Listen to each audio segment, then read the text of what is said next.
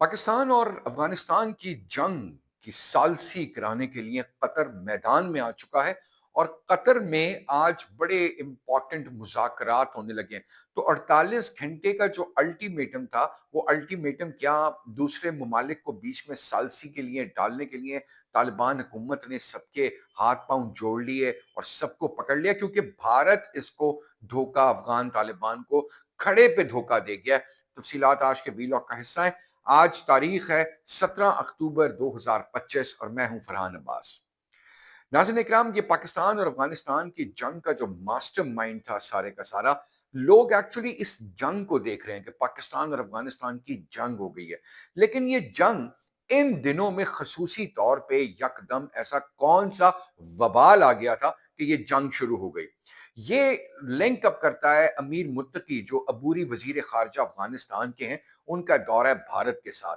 भारत ने पाकिस्तान के दुश्मन को आप सर पे हाथ फेरा और कहा कि हम आपके साथ हैं, आप पाकिस्तान को तंग करें, क्योंकि नरेंद्र मोदी भारत में अपनी मकबूलियत खोता चला जा रहा है।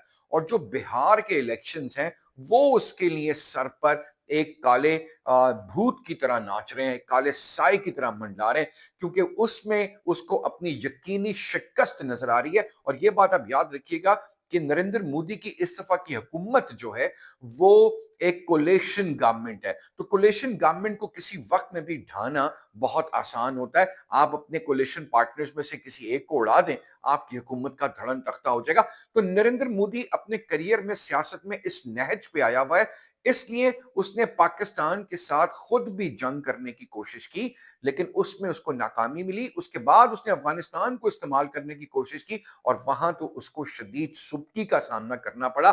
बल्कि अफगान तालिबान को तो पाकिस्तान के साथ ये इतना महंगा पड़ गया कि उनका जो एक इमेज बना हुआ था अपने अफगानिस्तान के अंदर ही चंद मखसूस इलाकों के अंदर कि ये बड़े पावरफुल हैं, लेकिन पाकिस्तान की जिस तरह टारगेटेड ऑपरेशंस, कार्रवाइयां काबुल और कंधार में हो गई हैं, वो जबरदस्त हो गई हैं। मैं आपको ये भी बताता चलूं कि अमीर तालिबान जो है अफगानिस्तान का हैबतुल्लाह साहब, वो हैबतुल्लाह साहब कंधार से बाहर नहीं निकलते और कंधार में बड़ा स्ट्रेटेजिक ऑपरेशन किया गया और कंधार में ऑपरेशन करके ये पैगाम दिया गया है अफगान तालिबान को कि तुम्हारे अमीर के किसी भी वक्त में हम इतने करीब थे, तो हमने उनके करीब तरीन अहदाफ को निशाना बनाया।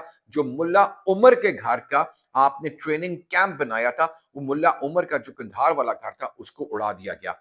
अब कतर मैदान में उतरता है। ये 48 घंटे का अल्टीमेटम सीज फायर जो इन्होंने लिया था, उसमें कतर के पास जाके इन्होंने हाथ पांव जोड़े। फिर कतर का हमेशा से एक अफगान तालिबान के साथ एक ताल्लुक रहा है, और जब अमेरिकन फौज भी इनखला कर रही थी, तो दोहा में ही वो अफगान तालिबान और अमेरिका के मुज़ाकरात हुए और पाकिस्तान को उसमें खसूसी तौर पर मदऊ किया गया था, क्योंकि पाकिस्तान उसमें एक सालसी का किरदार अदा करता कि उसकी जो सेफ एग्जीक्यूशन थी उस फैसले की, वो पाकिस्तान ने करानी थी। तो पाकिस्तान ने उसकी पासदारी भी कराई और अमेरिकन फौज का इनखला वहां से हुआ और तालिबान को वहां पर इख्तिदार मिल गया। लेकिन ये वही तालिबान पाकिस्तान पे हमलावर हो गए। खैर, अब कतर में मुल्ला उमर साहब जो हैं, वो खबर ये है कि मुल्ला उमर जो है, उनका बेटा मुल्ला याकूब, वो इस वक्त अफगान तालिबान के जो वफद है उसका वफ्द का सरबराह बन के मुज़ाकरात करेगा। पाकिस्तान की तरफ से कौन लोग हैं इस वफ्द में शामिल होंगे, मुज़ाकरात में शामिल होंगे, उनके नाम अभी तक सामने नहीं आए हैं। लेकिन सलामती काउंसिल अक़वाम मुत्तहिदा की पाबंदियां जो अफगान तालिबान की सफरी पाबंदियां थी, उसके बाद मुल्ला याकूब जो है, मुल्ला उमर के साहबजादा, वो इस वफ्द की रहनुमाई करेगा और उसकी लीड करेगा इस वफ्द को, डेलीगेशन को। तो अब भारत को सुबकी का सामना करना पड़ रहा है कि उसका एक और मोहरा पाकिस्तान ने नेस्तो नाबूद कर दिया, तबाह बर्बाद कर दिया। अब नरेंद्र मोदी माफिया मांगेगा। नरेंद्र मोदी ने हालात के मुताबिक अमेरिका से भी माफी मांग ली है कि मैं रशिया का तेल नहीं लूंगा, लेकिन इतनी जल्दी ये तेल की खरीदारी बंद करना मेरे इख्तियार में नहीं है। और अब उसको यहां पर सुबकी का सामना करना पड़ेगा जब कतर में तालिबान और पाकिस्तान साथ बैठ जाएंगे, और नेचुरली तालिबान पाकिस्तान की बात मान लेगा और एक एक अमन हो जाएगा। ये जो सीज फायर है ना, ये अमन में एक्चुअली एक मुआहदे में तब्दील हो जाएगी और ये जंग बंदी का मुआहिदा होगा और ये हो जाएगा।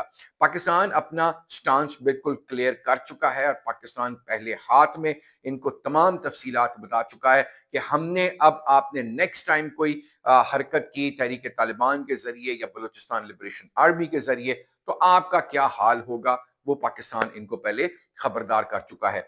ये अपडेटिंग एक स्टोरी है, डेवलपिंग स्टोरी है। आप इससे मुंसलिक रहना चाहते हैं, अपने आप को अपडेट रखना चाहते हैं, मेरे चैनल को ज़रूर सब्सक्राइब कीजिएगा। अब तक के वीलॉग के लिए इतना ही। अगले वीलॉग तक के लिए इजाज़त। पाकिस्तान ज़िंदाबाद, पाकिस्तान पाइंदाबाद, पाक फ़ौज ज़िंदाबाद, पाक फ़ौज पाइंदाबाद।